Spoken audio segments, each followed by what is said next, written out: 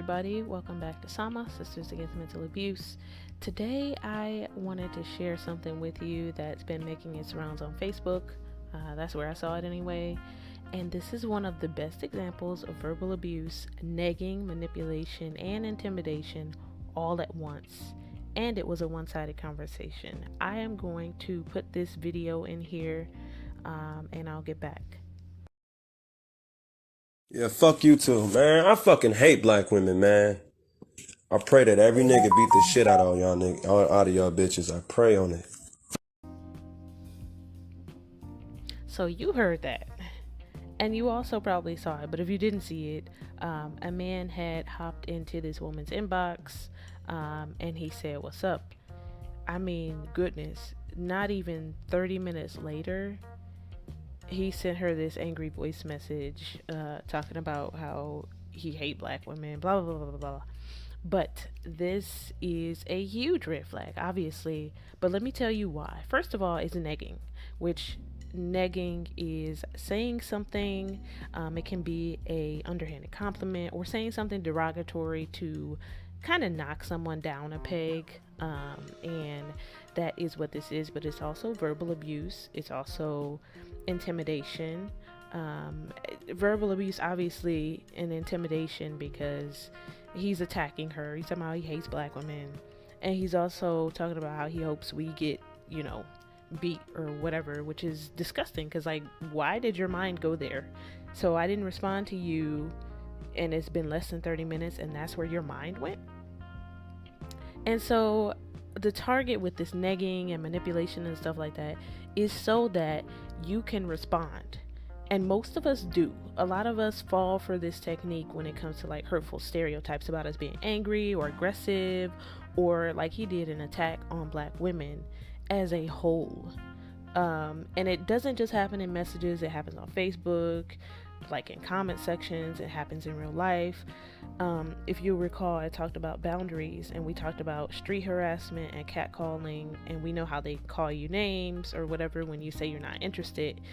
And it's all to sucker you into giving them energy or arguing or, no, I'm not angry. Like, they are taking the stereotypes or your image as a black woman and using it against you. And I've seen black men do this in particular very well. I've never seen another group do it. I don't know, maybe you all have a different experience, but I see it mostly coming from black men using whatever stupid stereotypes against us because they know that they can get a reaction out of us that way.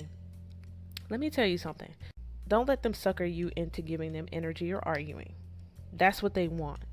That is what they want, because then when you respond or you turn up, he's gonna play the victim, or he's gonna play like the nice guy. Oh, I didn't mean that, I just been so hurt. So then once you start arguing, you give him the opportunity to give you a sob story and play on your emotions, and it goes from there. And then you'll forget all about the disrespectful thing that he said to you to start off.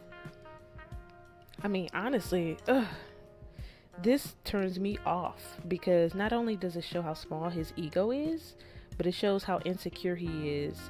And I don't want to deal with that. I don't want to deal with someone so entitled that in the future, if I respond to him, we are having an argument, or I'm telling him, no, I don't want to do something, and he turns up on me. He starts verbally attacking me and talking about he hope I get beat. Can you imagine that? That's not okay.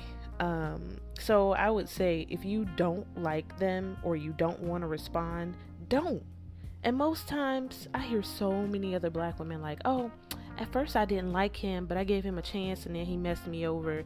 Look, if you don't like the dude at the beginning, do not doubt yourself. Don't doubt your judgment. Go with it, because I myself have had those experiences where I didn't like this person at first and I didn't know why, and I thought I was being unfair. I was like, oh, that's not fair. I judge. Look, it's okay to judge, because most times that's your intuition telling you. It's your intuition saying, hey, I don't like something about this person. And that's the thing about our intuition. If you are a more logical person, our brain takes in a lot of different things, right? It takes in a lot of different factors that we are not conscious of. So it's like subconscious stuff, like body language, the way somebody says something, if something doesn't add up, but maybe you may not consciously grab onto that thing, but your brain picks up on things in the subconscious. And so, like I said, if you don't like them or you don't want to respond, don't. So, y'all need to start setting a boundary for people and how they talk to you, because the beginning is the most important place for setting that boundary. You teach people how to treat you. There's no way this woman should even respond to this man. Hell, I would have blocked him after that message because it is disgusting. And I don't know, I really can't figure out what kind of person goes from, hey, what's up, to, I hope you get beat up. Like, what is that to say? If that's his mentality already and he doesn't even know her, what do you think that the relationship is going to be like? It's also worth noting that these kind of derogatory comments are abusive and manipulative, and they don't just come from romantic partners or men or whoever. I mean, I've had friends that would say something, and at that time I would just be like, oh, well, they hating. No, it's much deeper than that. So we need to start setting these boundaries and thinking about the way that we want to be spoken to. And nobody should want to be spoken to this way. This man has an issue, and I don't know. I would say that he would probably end up being somebody abusive if he hasn't been abusive already. I don't know his background. I don't know him. I don't know her. But this is just a really, really, I think, a very good example of a huge red flag. And we should listen to this red flag and not entertain these kinds of people, whether they family, friends, whoever. Not on Facebook, not in real life, period. Get yourself away from these people because something is wrong with them. So I wanted to add in this update. I did go to look at this man's profile again, and I saw, like they all do, he has a dusty friend who is completely defending his friend for saying that, and saying how he's been through things and how he just, because of the recent pandemic, people are just not themselves. This is another thing. This is also dangerous because it'll make you doubt yourself. He got his dusty friend here defending him like what he said wasn't wrong and threatening and scary and horrifying and just disgusting.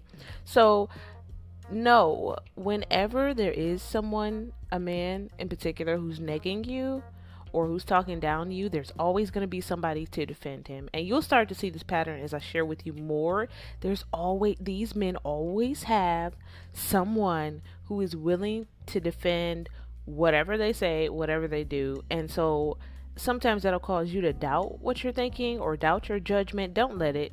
Please don't, because just because they're co-signing it doesn't make it okay, and it doesn't make you crazy or wrong. So I just wanted to add in that update. I'm not going to even bother reading this whole thing to you all. You can read it if you want, pause to read or replay or whatever, but I just wanted to add that in here.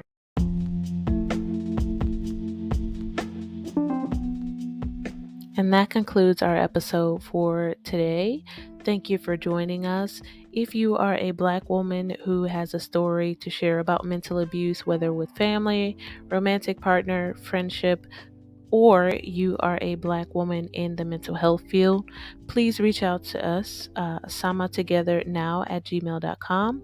We are on Facebook as Sisters Against Mental Abuse, and we are also on Instagram at samatogethernow. Thank you for joining us, and remember, mental abuse is abuse.